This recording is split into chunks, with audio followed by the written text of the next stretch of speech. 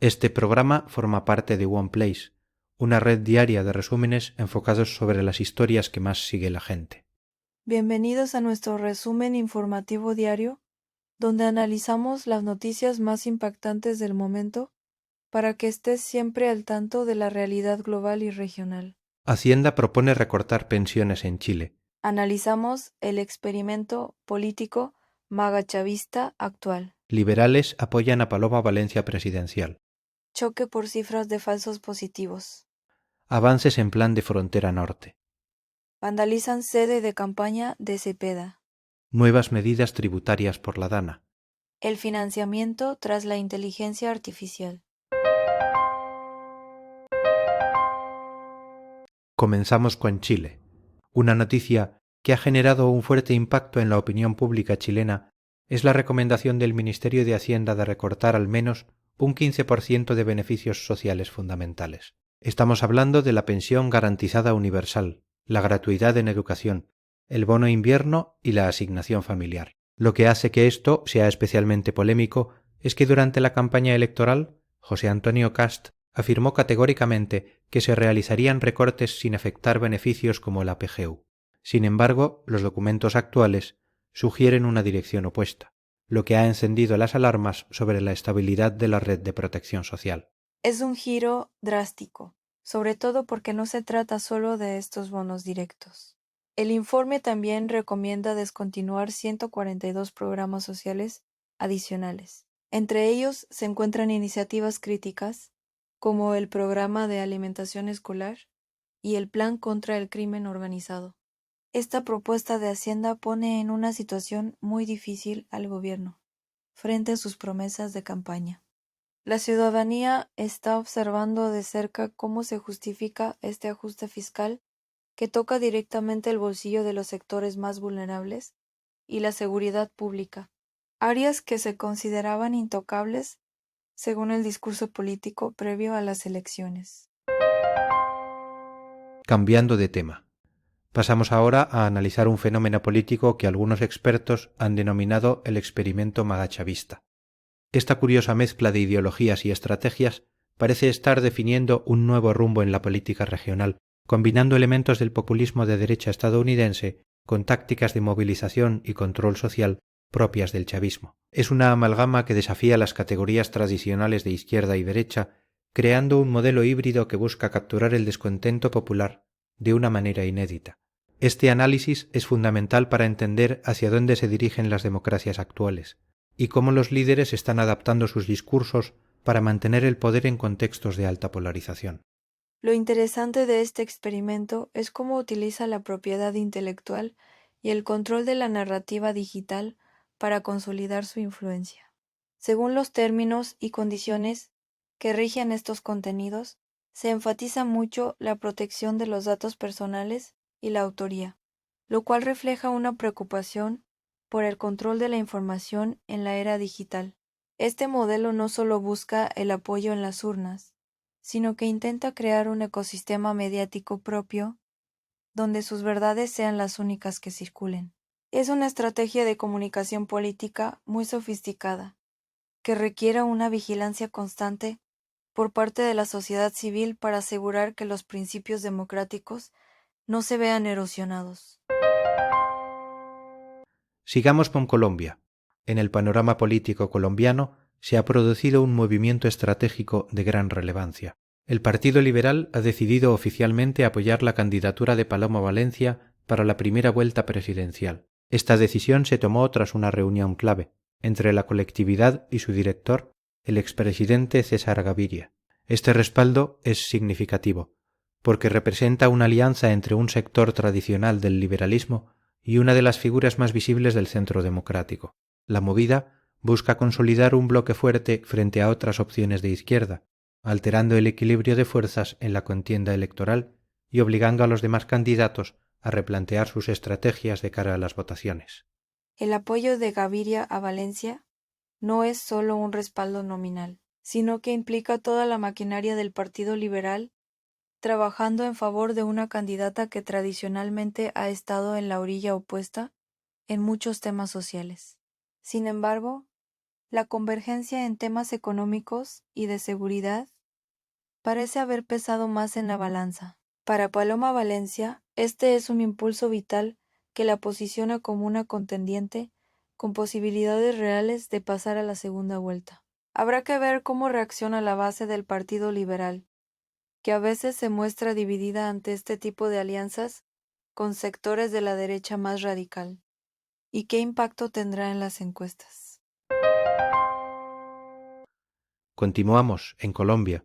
Relacionado con la política colombiana, se ha desatado un fuerte choque dialéctico entre Iván Cepeda y Paloma Valencia. El punto central del conflicto es la política de paz total y la alarmante cifra de falsos positivos, que según informes recientes se ha elevado a 7.837 casos. Cepeda, candidato del Pacto Histórico, responsabilizó directamente al expresidente Álvaro Uribe por estos hechos, lo que provocó una defensa inmediata y enérgica por parte de Valencia, quien es una de las principales escuderas del uribismo. Este enfrentamiento pone de relieve las profundas heridas que aún persisten en la sociedad colombiana respecto al conflicto armado y la responsabilidad de los líderes políticos. La discusión no se queda solo en el pasado, sino que afecta directamente la visión de futuro sobre la paz en el país. Mientras Cepeda insiste en que la justicia y la verdad sobre los falsos positivos son pilares para la paz total, Valencia argumenta que se está utilizando el sistema judicial para perseguir políticamente a un sector. Este debate es un reflejo de la polarización que vive Colombia, donde las cifras de víctimas se convierten en armas arrojadizas en plena campaña electoral. La validación de estos 7.837 casos por parte de organismos oficiales añade una presión adicional sobre el discurso de seguridad democrática que defiende el Centro Democrático. Volvemos a Chile. En Chile, tras 48 días de gobierno, se han evaluado los avances del plan para la frontera norte. Hasta ahora, el balance muestra tres medidas concretas: el aumento de la dotación militar, la construcción de nuevas zanjas y el nombramiento de un coordinador general. Curiosamente, desde el Ministerio de Defensa han señalado que el Plan Escudo Fronterizo, que fue una de las grandes promesas de campaña, es actualmente considerado solo como un insumo y no como la estrategia definitiva. Esto ha generado críticas, ya que tanto las zanjas como el despliegue militar son iniciativas que ya venían de administraciones anteriores, lo que pone en duda la innovación de la actual gestión fronteriza. El nombramiento del comisionado general es quizá la novedad más relevante, aunque existe controversia sobre su efectividad real. A pesar de que no cuenta con mando directo ni atribuciones legales específicas, se le reconoce una capacidad para agilizar tareas administrativas y de coordinación entre distintas agencias. Sin embargo, las autoridades locales de la zona norte, tanto oficialistas como de oposición, exigen soluciones más profundas al problema migratorio y de seguridad. La percepción es que, por ahora, el gobierno está siguiendo una línea de continuidad más que de ruptura, y la efectividad de estas medidas para frenar los cruces irregulares y el crimen transnacional sigue siendo un tema de debate abierto. Otra de Colombia, Pergoques. La tensión política en Colombia ha escalado a niveles físicos con la denuncia de la campaña de Iván Cepeda. Según informaron, su sede en Medellín fue vandalizada con piedras y pintura, un acto que ha sido condenado por diversos sectores.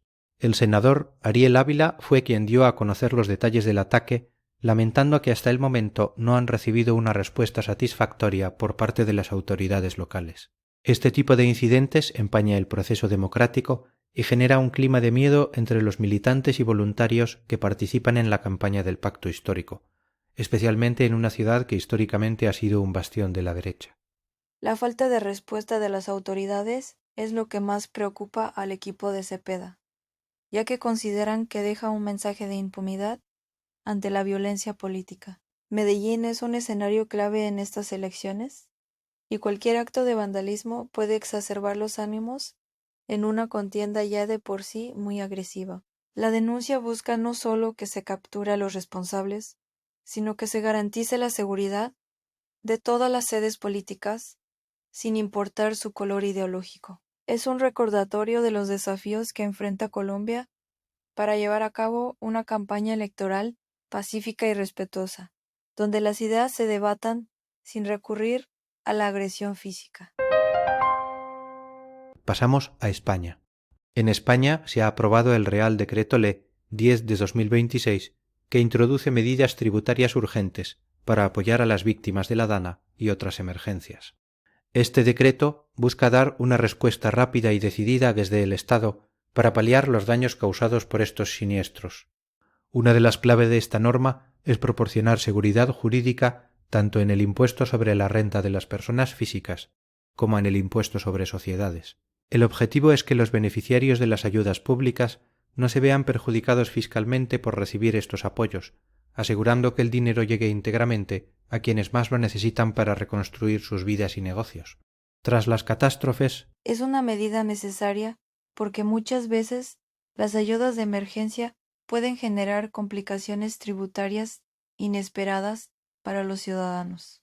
El decreto subraya la importancia de actuar bajo los principios de un Estado social y democrático de derecho, minimizando los efectos negativos de los acontecimientos recientes que aún tienen consecuencias latentes. Al eximir o ajustar el tratamiento fiscal de estas ayudas, el gobierno español intenta facilitar la recuperación económica de las zonas afectadas. Esta actuación decidida es una respuesta a la demanda social de mayor agilidad y sensibilidad por parte de la administración pública ante desastres naturales que, lamentablemente, son cada vez más frecuentes y devastadores en la península.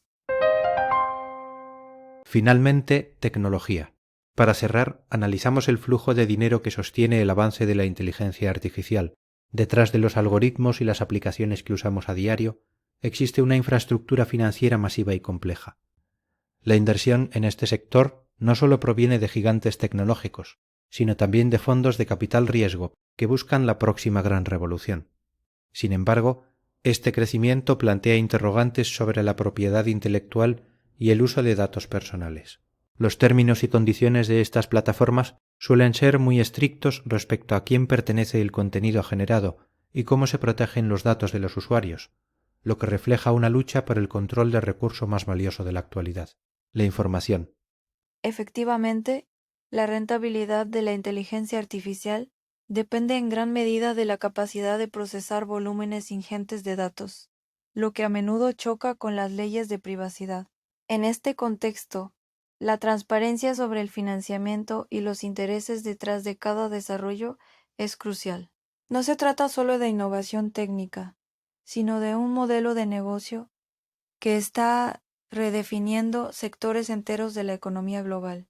La protección de la propiedad intelectual de los autores originales frente al entrenamiento de modelos de IA es uno de los campos de batalla legales más importantes hoy en día. Y las decisiones que se tomen ahora definirán el futuro de la creatividad y la privacidad digital. Gracias por acompañarnos en este resumen diario de noticias. No olvides seguirnos para recibir tu actualización informativa cada mañana. Hasta la próxima.